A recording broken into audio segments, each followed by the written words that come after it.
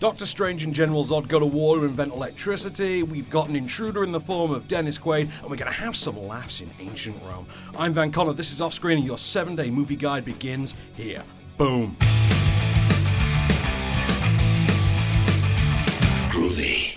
I'm Van Connor, welcome to Offscreen. I'm joined this week by fellow film critic from talkRADIO and also filmmaker himself, Mr. Jonnie Hurn. Welcome to the show, Jonnie. Hello, very good film watching. Hello to you. It's been a good week, hasn't it, actually, in some senses? Some of it has been a good week, yes. I think because we had so much fun with one of our films that it kind of it made up for a lot. Started brilliantly. Yeah. Sort of tailed off a little bit, but, you know, at least it started well. Yeah. All's well that starts well, I guess. So we've got to talk about Horrible Histories now. It's our first movie this week, and I didn't realise that this is the first movie these guys have actually put out. It's a phenomenon, the Horrible Histories. The TV series, the books, and is it books and then a TV series that's come afterwards? I think it was that way around.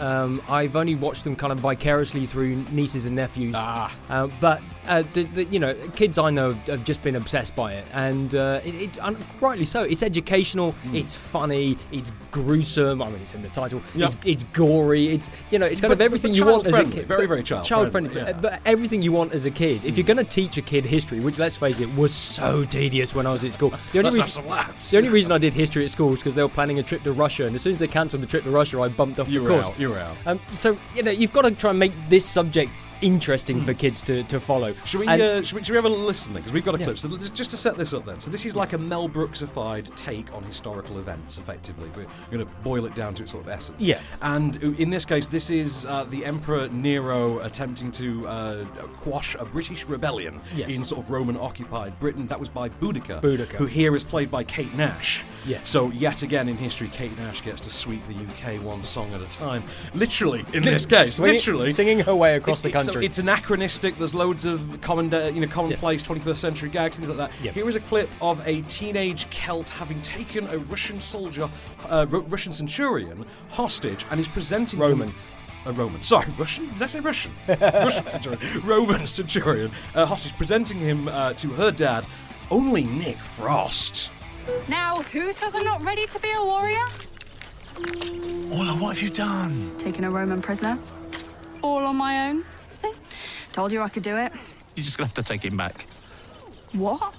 I thought you'd be pleased. You can't keep a prisoner. It's hard work. You have to feed it. You have to exercise it. Who's gonna clean up after him? I am here, you know. He's my prisoner. I found him and I want to keep him. Okay, fine. He'll get bored soon enough, and then someone will have to get rid of him. There's no pleasing some people. No, right?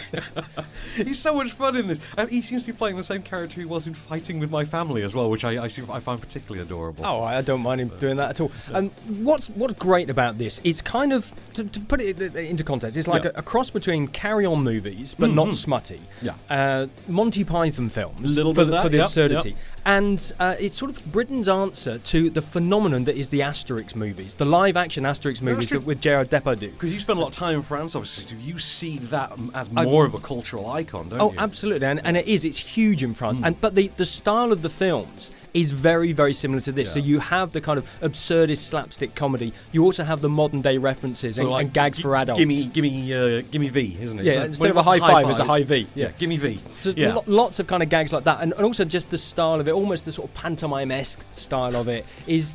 I mean, it's really silly. It's really foolish, stupid, all those kind of words. Gags. But it's so funny. And this is the thing as well, because that humour does transcend the ages as well. Yeah. Because obviously you and I watched this in a press show. You know, we watched this in a screening room with our peers who are like adult men, middle-aged men in most cases, and we were all laughing our asses off. There was a particular casting cameo. There was a big name cameo fairly early on that just destroyed that room, and then featured a reference to that cameo's bigger role that then destroyed the room all over again. There's some great stuff. Oh, there's so much in there, and it's not just all great kids movies should be for adults. Oh yes, definitely. Because that's what makes them work, because they're for kids and adults. And this is just, I mean, it only boils down to it. You learn some stuff because you have a little character at the end who pops up and tells you what is true, which I think is a really clever idea. Raticus, which I think is really great. But also, it's educational, but it's just funny. So you learn stuff, but you just really have such a great time watching this. I did. I mean, for me, I was a big fan of Will. Back in 2015, thereabouts. Back in 2015, Will was their Shakespeare movie, and it was a lot of the Horrible Histories guys, and it was done in this exact style. But it wasn't, I think, officially part of the canon. It was its own thing, and that had another great big name cameo early on in the form of Damian Lewis, if I remember correctly. I just had so many laughs in this. There was so much. Lee Mack. Never thought. So funny. Yeah, Lee Mack stealing a film. When did you ever think you'd see that? Just longing for Rome. So every time somebody mentions Rome, he just sort of turns away from the camera and he's just Rome with the vines and the sunshine, Mediterranean, and the music suddenly stop. climate. It was just brilliant, and that whole thing pays off brilliantly at the end. It's great. It's a wonderfully constructed, I think, sort of a spoof. Oh, it's brilliantly written. Mel Brooksian spoof. Yeah, definitely. it's very, very well written, and it's very well researched as well. So great cast as well in there. I was particularly a fan of Kim Cattrall, who called me a woman on social media earlier. Thanks for that, Kim. I'm not arguing with Kim Cattrall. At least she didn't call you an old woman. Well, there's that, yeah. Okay, well, I hope I look as good as Kim Cattrall when I'm Kim Cattrall's age.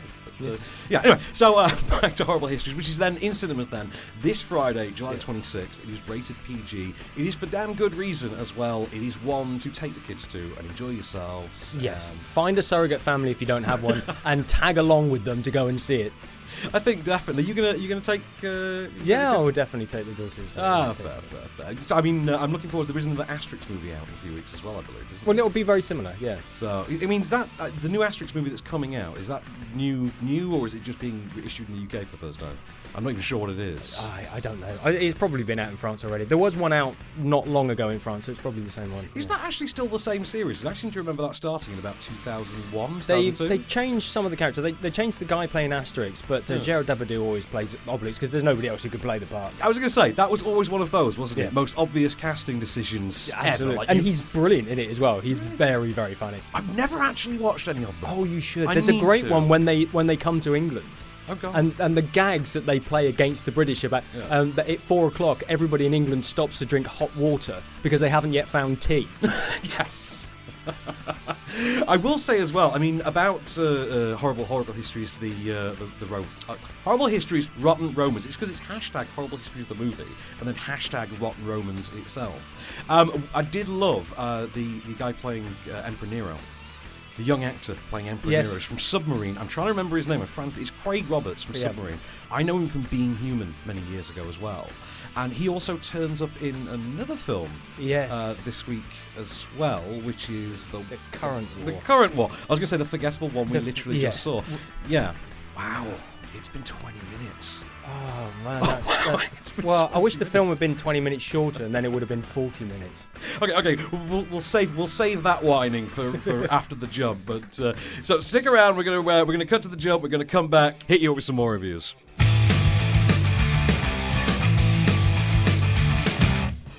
And we're back at the movies. Welcome back to Off Screen. I'm Van Connor. I'm joined by Mr. Jonnie Hurn. Hello. So let's talk a trashy thriller. I loves me a trashy thriller, and there's a specific kind of trashy thriller we get every year. And it seems like that. Yeah. It's like it comes off a conveyor belt, isn't it? And people being trapped in a house, or people trying to get into a house. That one, but not the artistic, not the indie one that's always like actually pretty decent. Yeah. No, it's always the one that's actually mid. Or the horror one, like The Purge, the first. Yeah, film, but this is like your $35 to $40 million thriller. Usually has two moderately known actors. Yeah, so I'm thinking of something like Taraji P. Henson and Idris Elba in that one when he was trying to break into her house. Yep. And Gabrielle Union did the one. Breaking in, that was it, thank you. Where she was trying to break into her own house. She was locked out of it's always a new house. Always somebody buys a house, and she was locked into the house with her children, and then some people were trying to get in, so they locked it, and then she ended up being locked out of her house with the children were inside, so she then had to break into her own house, and then she had to break out of her house. Was that the smart house? Yeah. Oh, No, I never finished watching that one. I was off the week it screened. Well, of course, we've got a brand new one. Yes. And this time, okay, so this one, the young couple in this one is Megan Good and Michael Ealy, who have starred together before in the Think Like a Man movies. They were both part of that cast. And they are the successful young millennial couple. They're ultra hot, they're ultra sexy, they're ultra rich. They can have anything they want to buy. And it so happens they want this wonderful house in is it Napa Valley? Is it the wine country? Yeah, Something like that. they describe it as they're driving up through the driveway. He says, I hope there's a house at the end of this road. Yes, puts it into context. Yeah, and it turns out the house's former owner is a widowed man played by Dennis Quaid, who we're told repeatedly is something like 66 years old. And well, it turns out he's not that eager to let go of the house. So I tell you what, it might go all a bit pear-shaped. Here's a clip. Hey! Hey! This guy. Randall! Stop drilling holes in my house! Hey, whoa. Keep working. What the hell are you doing? Keep working. What are you doing here? When I was down the road, I was fishing, I saw the security van go by. You been having a problem? Look, I got a prowler in the woods. It's high school kids. They sneak out into these woods and they party after dark. This is not necessary. What is necessary is that I protect my wife. Hey, Randall, you be careful with these vines. It took 50 years for these things to grow in the house. Okay, Mr. Beck. It's not your house. I mean, can Dennis Quaid convincingly play a 66-year-old man? You think? I don't like him in this. I like Dennis Quaid. I don't like him in this. Same. You know what? In fact, I had that with pretty much everyone in this movie. I like Michael Ealy. The man's got charm. It's not present in this movie. He actually comes across as, well, someone quite unpleasant, a bit annoying, actually. Yeah. What this film really lacks is any sense of real danger. When they first meet Dennis Quaid, yes, there is a moment of danger, but it's sort of then brushed off as, it could be a misunderstanding. Fair enough. But you know that is what the danger is, because otherwise there's no film, there's no story. Well, exactly. So if you know that this danger is going to exist, then lay it on. Bring it on thick. It takes almost until 2/3 of the way through the film before you realise there's any actual danger. He just kind of comes across as being annoying and just won't go away, needy, won't leave them. Yeah, he's kind of a very sort of clingy friend that you made on the first day of school, and then you want to ditch after 2 weeks. That's the thing with this movie. I think it takes the Michael somewhat with the oh come on factor. Yeah. You know, there are so many of these seemingly innocent things that he does that you sit there and think, oh, come on, but we're long past the point. You know he's going to be a bigger problem because there's no story otherwise. So just get on with it. Yeah, you would have gotten rid of this guy by now. Come on. What happens in the second half of the film is what should happen in the first half of the film, and then you should take it the other. In a bit like Fatal Attraction. I mean, you knew straight away that Glenn Close was going to be trouble, and it just laid it on thicker and thicker and thicker until you ended up with this amazing ending of the film, or 2 endings because they did another one. But with this film, with Intruder, it's the first half is just really kind of laboured and pedestrian. So it's kind of watch to the point where they first meet Dennis Quaid, and then skip to about an hour into the film. Yeah. You can have a little nap until about an hour, set your alarm, wake up, and then you can watch the second half. You'll watch a 40-minute film and it'll be fine. Yeah, that's fine. I think that probably would be the best way. So let's move on then to another film that's also out this Friday. This one is The Current War. Yes. This is long overdue, I think. This was meant to be with us a year ago, something like that. Yeah. And then obviously certain men did certain off-screen issues with certain producers. Certain things happened involving producers, and the film kind of changed hands, and it's now finally here with us. Yes. It's opening in the US in October.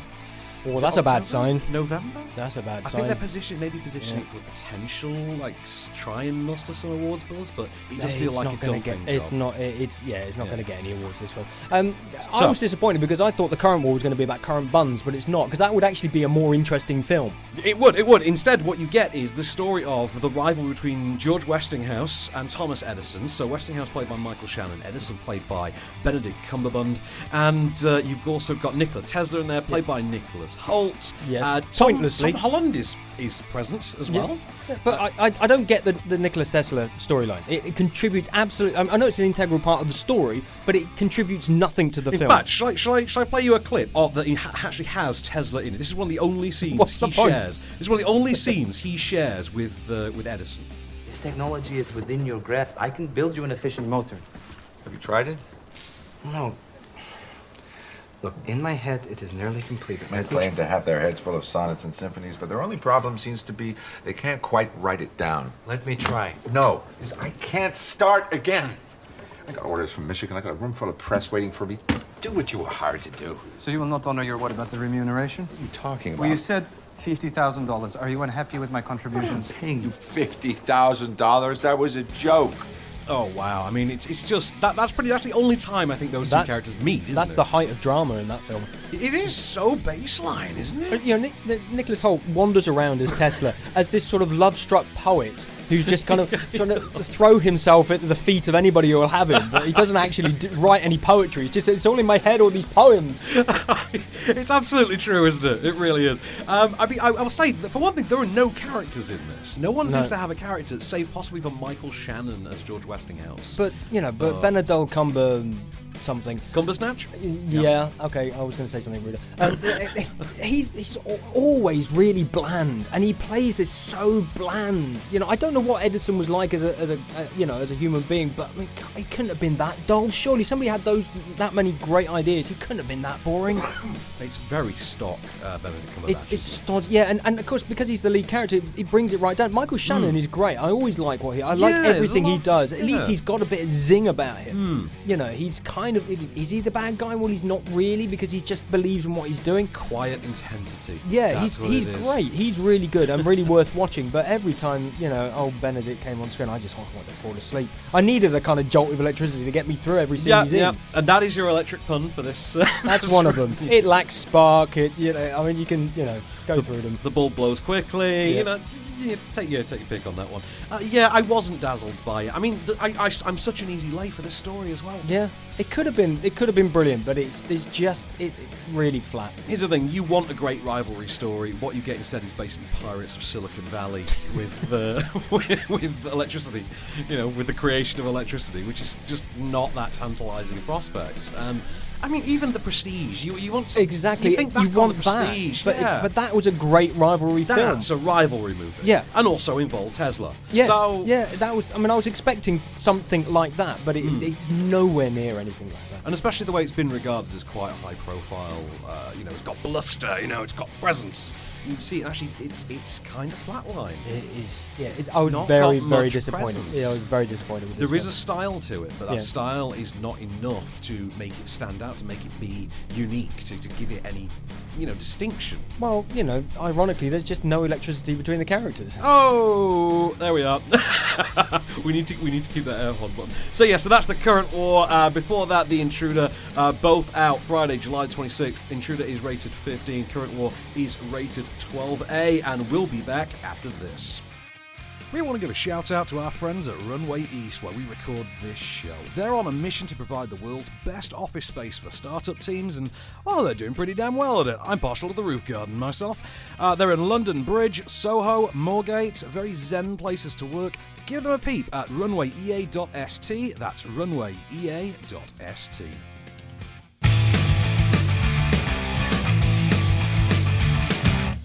Right, we've taken you to the pictures. Now we're going to see what we can do to entertain you in your living room as well. So we're going to start with movies that are just on telly, that are on Freeview. Our remit is Freeview, and we try to make them in the most sociable hours possible. So you can always, just Sky Plus them, or just, we're having a chat about them so you can look the movies up yourselves. It's one of those things. So we've got clips for some, and let's. By the way, I'm sorry to disappoint you, Johnny, but I believe we don't actually have a clip for the one that I know you are dying to talk about. But we will get to it. We've got to talk about it though. So we're going to start with Saturday, which I believe is that's the 27th. Yep. 27th of July, and we're going to start with something a bit family friendly. And this is a movie I just haven't seen in a few years. Yeah. And this is, of course, the one and only Mr. Robin Williams. Mrs. Doubtfire. Yep, film 4, 10 past 4 in the afternoon, and what a classic. Well, you might have heard I gave a little sigh then, because it's just such a great film. It is, isn't it? So brilliant in this movie. I'll tell you what, in fact, we've got a great clip from Mrs. Doubtfire of Robin Williams doing what Robin Williams did best. And you know what that means? What do you mean you do voices? Well, I do voices. Yes! We've come to this planet looking for intelligent life. Oops, we made a mistake. We're happy to be in America. Don't ask for a green card. I want you in the worst way. Well, this is certainly a rough meeting, and it's not going very well for me, I'll tell you that. Hey, boss, give it a chance. She's going to loosen up any moment. Look at me right now, Moneypenny. I want to undo that bow and get to know you. I I'm crazy to make a deal with you. Nancy and I are still looking for the other half of my head. Idiot! You're doing it. I'm sitting on a gold mine. Don't make me smack you, sweetheart. I'll do it. Figaro. I do a great impression of a hot dog. Mr. Hillard, do you consider yourself humorous? I used to. There was a time when I found myself funny. But today, you have proven me wrong. Thank you. Well, I mean, it is a great one, isn't it? I miss Robin Williams. What a genius. I know. There's just no one quite like that around. And that's what he was like. I mean, he would, I've heard so many stories about that he would just do that randomly to people in the street, kids, you'd meet, and even if you didn't want him to, he would just come up and start doing voices to you. I miss that guy. I mean, if you've never seen Mrs. Doubtfire, what is wrong with you? Watch it. Making it an appointment to watch. Perfect Robin Williams film, isn't it? Yeah, if you have seen it, you love that. Robin If you have seen it, you will watch it again because it's just brilliant. It is, and that classic "Dude Looks Like a Lady" montage. Yeah, Aerosmith dancing with the broom. It's and also, but it's very touching because he's doing it. He's dressing up as a woman because he wants to be close to his kids. And it's based on it's based on a novel, isn't it? Or is it based on a French film? Based on, I think it's based on a it's based on a French film. I'm sure the original title is Madame Doubtfire. Yeah, so the original source material I think is French. For me, it is the perfect encapsulation of how a blockbuster movie can still be touching and meaningful and lovely and wonderful. And occasionally we still make those. Occasionally, one every few years. But Mrs. Doubtfire, that is still one of the all-time diamonds. It's as close to a perfect film as you could get.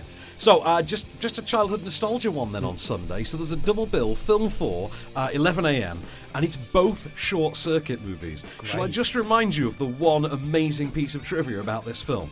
Here it is. Hello, bozos! Benjamin, oh, come here, give me a hug. Oh, it's so good to see you! Number 5. For you, from Stephanie. All natural granola brownies. No preservatives or additives. Oh, that's the real one. That's the real number 2. Number 5. Number 5. Please, call me Johnny 5. Johnny?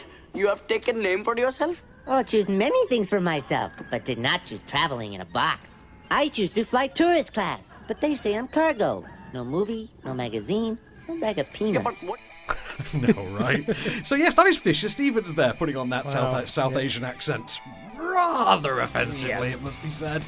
And wow, I mean, I was about 10 years old before I realised that was a white guy. Yeah, but that's my childhood there, isn't it? That's, that's the 80s for you. Also, Johnny 5, just one of the great creations of robot cinema. I love that creature. I do. He's such a brilliant design. The way his head moves, kind of looks like a big, kind of like a praying mantis, really, isn't he? The thing is, if that was made now, you wouldn't have a double bill. You'd have 3, 4, 5. They'd be on number 6 by now. It's true. Well, it is getting remade now, so we shall see what they come out with. So, Film 4, 11 a.m, Short Circuit 1 and 2 back to back. Monday night, you'll have heard so much about this in the last couple of years. Yep. It's kind of just we have to pick a good movie, obviously.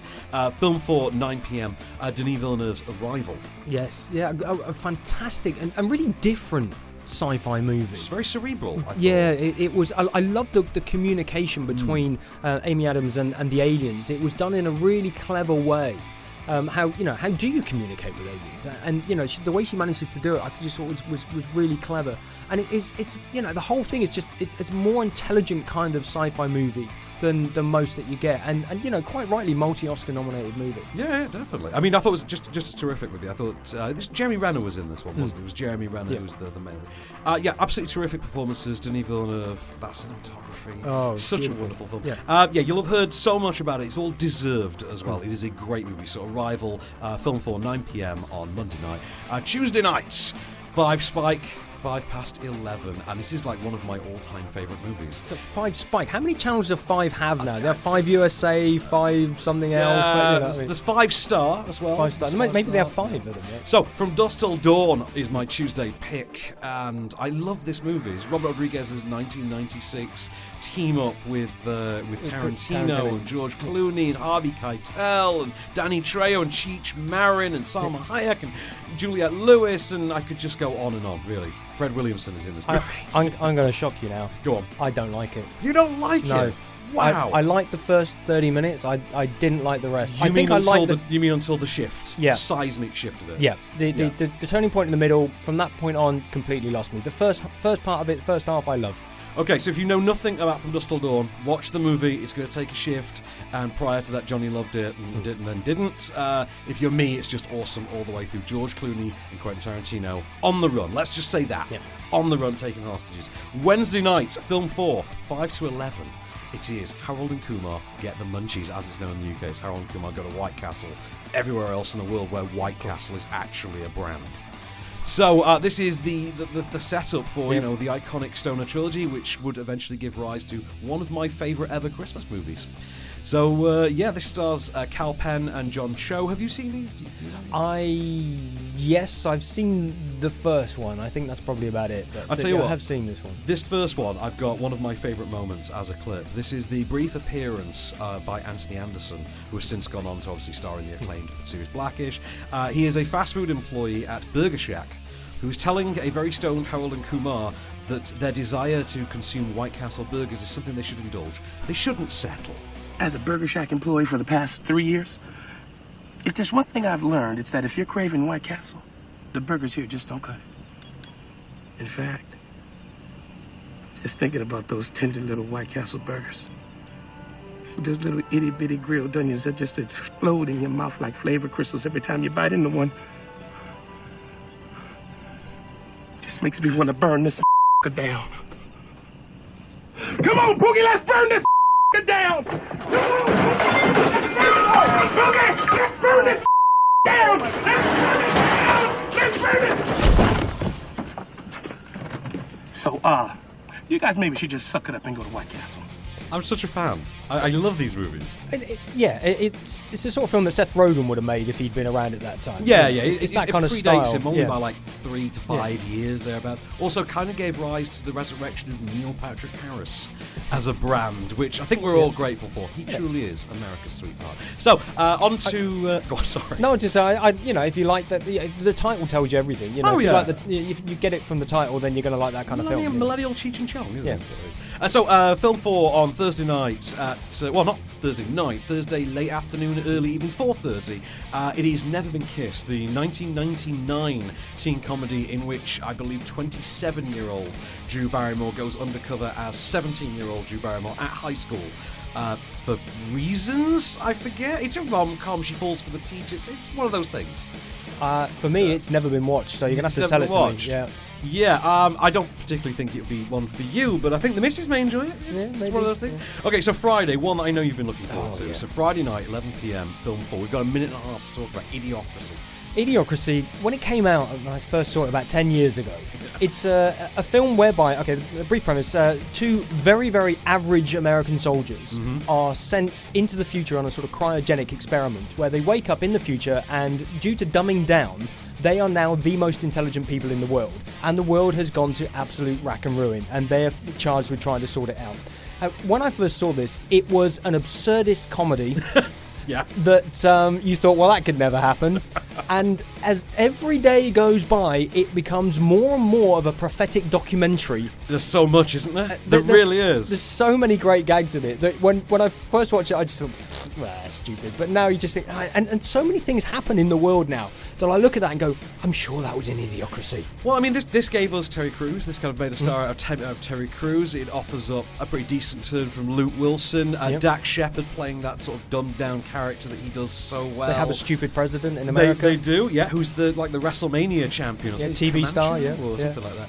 And and of course it's all put together by Mike Judge, who gave us Silicon Valley, who gave us Beavis and Butthead, Office Space. So it's that kind of humour. Yeah, very satirical, but also very quite broad at the same time. And it's got electrolytes. Yeah. That's a thing. It's a genius film. If you've never seen it, it's an absolute must, because you'll look at it and you'll go, oh, but it's so stupid, but it's so relevant. It's so relevant. So Idiocracy, 11 o'clock Friday night on Film 4. Next up, DVDs and streaming. Stick around.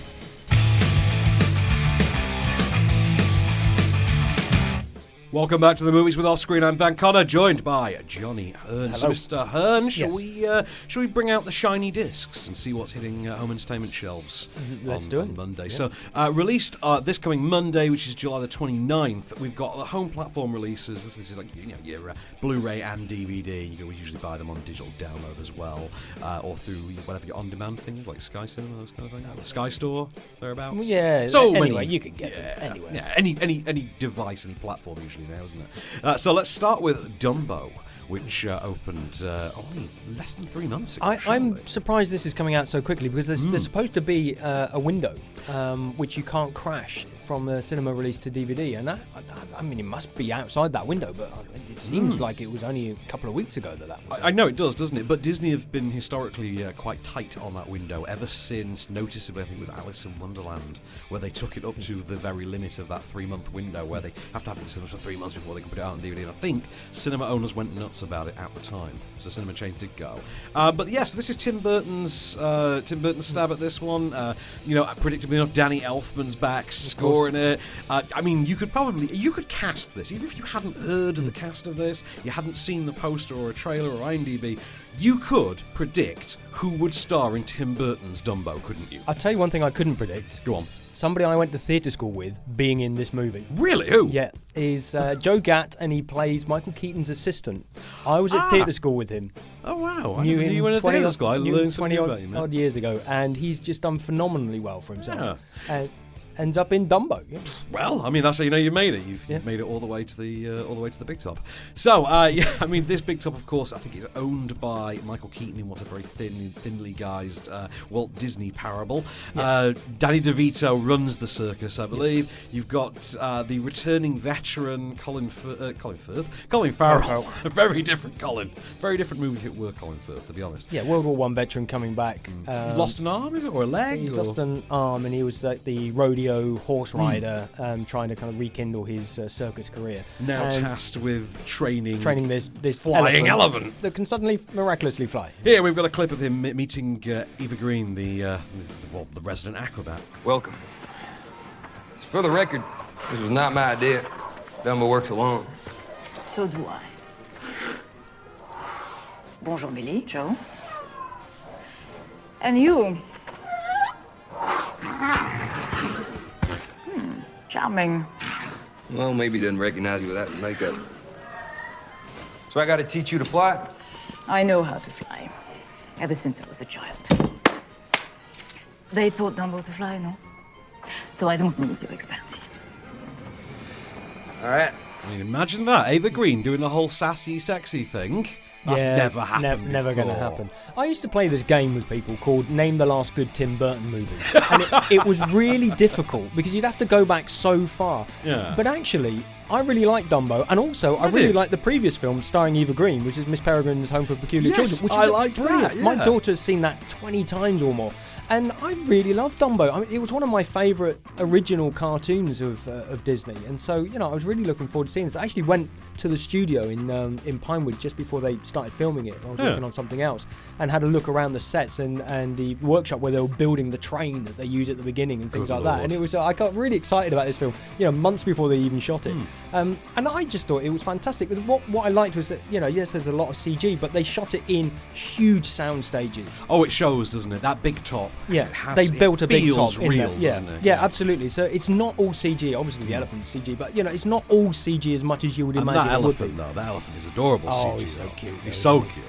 But it's worth saying, it's not an amazing movie. I don't think it's not going to change you. If you don't like the story already, it's not going to win you round. But apparently, it's more true to the original novella. Was it? I didn't even know it was based on a novella. Yeah, it was based on a short novel, and so it's more true to the original book. Than the original cartoon was. So, also out on Shiny Disc this week is Us. Yeah, not us. Not us, but Us, the movie. That would be a very poor written and directed by Jordan Peele. Yes. Oscar winner, Jordan Peele.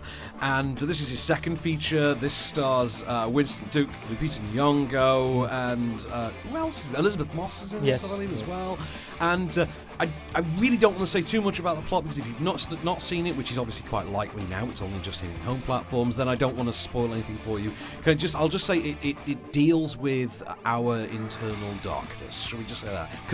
Literally confronting our own internal darkness. It's a bit like The Island in that sense. Kind of like that, yeah. I think the performances in this are absolutely terrific. I really love this film, actually. Yeah, and so good. I loved it right up till about the last minute. I know. Where there's a massive twist at the end, which at that point when you watch it, you think, oh, that's really good. And then when you think about it, it's like, you go, if that twist is true, the rest of the film doesn't make any sense. Yeah, I know exactly what you mean. Yeah, it kind of has that effect. But absolutely worth checking out. Jordan Peele. It's a really good drama, and it also has a good kind of political message to it as well. The same way that Get Out did as well. And it's a violent kind of horror movie, but also it has a lot of intelligence to it, and it's very clever. The idea is very clever. Have you seen his Twilight Zone, by the way? Jordan Peele's produced the reboot of the Twilight Zone. Oh, and he's the new host. He's the new Rod Serling in it as well. Okay. Tremendous, really good. Yeah. But okay, so let's move to streaming then really quickly. We've got mere minutes to talk you through what's notable on streaming platforms this week. First up, for my money, Monday 29th on Amazon Prime, they're getting Dunkirk. What a movie, huh? When I first watched Dunkirk, I sent a message out on social media saying, Christopher Nolan, thank you, you've created cinematic perfection. And I stick by that. I know it's had a lot of critics, but I thought it was a phenomenally good film. I thought it was great. And we saw it we believe we saw it in 35mm IMAX, didn't we? At the BFI. Yeah. And that was just such an experience. Yeah, I loved it. Absolutely adored it. I loved the way that the story was split between the land, the sea, and the air. Yep, and each one was a different length of time. So Wasn't one was a week, one was a day, and one was 1 hour, something like that. Yeah. And the way that they're all, in order to make that work, they have to be interconnected in such a way that they go back in time in certain ways, which sounds more contrived than it actually is. It really works. Yeah. And I thought it was a fantastic movie. I just loved everything about it. And also like the fact that he doesn't like CGI. Exactly. So when you see thousands of troops on the beach, That's sure as hell thousands of troops on the beach. There are a lot of troops on the beach. Also, a lot of it was cardboard cutouts. Oh, good God, really? The long shots of Dunkirk Beach, which they went and shot on Dunkirk Beach, obviously. Yeah. They had cardboard cutouts of tanks, and all the kind of soldiers right in the background were cardboard cutouts. So they had like a couple of hundred in the foreground. So he made it as though it had been like the 1950s. You were making that kind of movie. Oh, wow. I didn't know that. Okay, so another movie I'm pretty sure you must love this. Of course. So on Netflix, Tuesday the 30th, you have access to In Bruges. Oh, what a movie. So this was Colin Farrell and Brendan Gleeson playing hitmen assassins, hiding out in Bruges. I'll tell you what, I've got a quick clip for you. Hang on. How's the movie going? It's a jumped up Eurotrash piece of rip-off. Like in a bad way. Your girlfriend's very pretty. She ain't my girlfriend. She's a prostitute I just picked up. Didn't know there were any prostitutes in Bruges. Just have to look in the right places. Brothels are good. I love the tone of it. In Bruges is, for me, it holds the record. It shares with one other movie of something in my life that is that the first time I watched it, I immediately watched it again straight away. Wow! And I've only done that twice. I laughed so hard through this, but it's also quite dark and philosophical. Oh, it's very dark. It's very dark. Very much in the vein of, obviously, we got 3 Billboards down the line, kind of out of this, and it kind of shows you that this is kind of the proto. This is where it's going. To. This is what becomes 3 Billboards eventually. But the dialogue between the two of them, it sparkles so much. But there is that dark underbelly to it as well, and that tension, that underlying tension that you know something bad is going to happen, and yet they're covering it over with this this spiteful kind of dialogue between the two of them. It's just a phenomenally good film. Amazing film. So check that out on Netflix from Tuesday the 30th. One that I'll be checking out, this is on Wednesday the 31st. I won't be checking it out on Wednesday the 31st, by the way, because that's my birthday. So, Amazon Prime, not Amazon Prime, Netflix. Oh, that's someone can type that. So Netflix, the Red Sea Diving Resort, starring Chris Evans. This is based on the true story of the international agents who used the Red Sea Diving Resort to evacuate Ethiopian refugees. I don't this know. Is about 1980. I've not seen the film. The trailer looks amazing. It's out there now. Netflix are promoting the hell out of it. But yeah, what a cast. Yeah, I'm looking forward to that. Yeah, so I mean, all those to come in the next few days. So I mean, next week's going to be fun though. We've got a return to the Fast and Furious universe this next week. This is some use of the word fun that I'm not aware of.